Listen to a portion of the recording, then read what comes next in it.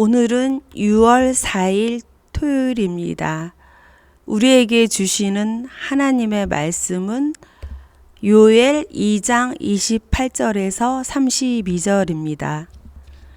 그 후에 내가 내 영을 만민에게 부어 주리니 너희 자녀들이 장래일을 말할 것이며 너희 늙은이는 꿈을 꾸며 너희 젊은이는 이상을 볼 것이며 그 때에 내가 또 내 영을 남종과 여종에게 부어줄 것이며 내가 이적을 하늘과 땅에 베풀리니 곧 피와 불과 연기 기둥이라.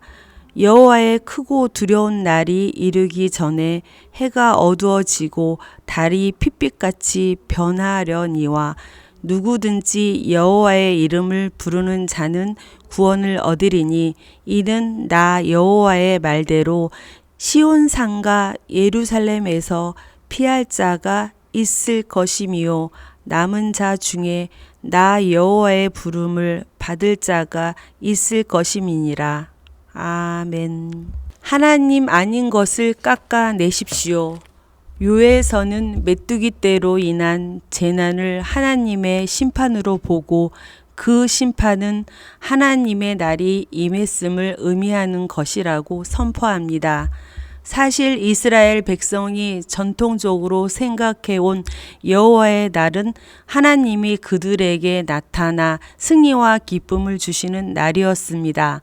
그러나 예언자 요엘의 선포는 여호와의 날이 심판의 날이라는 사실에 초점이 맞춰져 있습니다. 심판은 언제 일어납니까? 하나님 아닌 것을 하나님으로 여기며 붙들고 살 때 임합니다. 그러면 메뚜기 떼로 인한 심판은 어떤 결과를 가져올까요?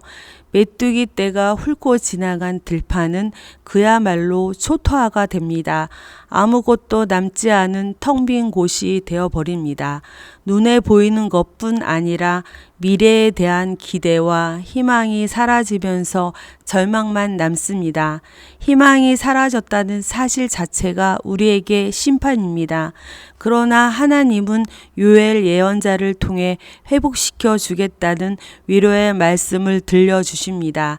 아무것도 남지 않은 빈들과 같은 우리의 삶과 마음에 하나님의 영을 부어 채우시겠다는 것입니다.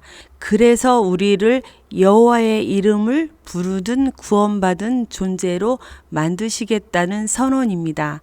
어쩌면 우리는 하나님의 영으로 자신을 채우기 위해서 메뚜기 떼가 지나가는 것 같은 고난의 시간을 견뎌야 할지 모릅니다. 하나님 아닌 것으로 가득 채워져 하나님의 영이 들어오실 자리가 없는 삶이었다면 이제 하나님 아닌 것들을 비워내는 일을 먼저 해야 합니다. 메뚜기 떼가 우리 삶을 훑는 것을 두려워하지 마십시오. 그 고난의 시간을 통해 하나님 아닌 것들이 깎여나가고 그 빈자리에 하나님께서 하나님의 영을 부어 주실 것입니다.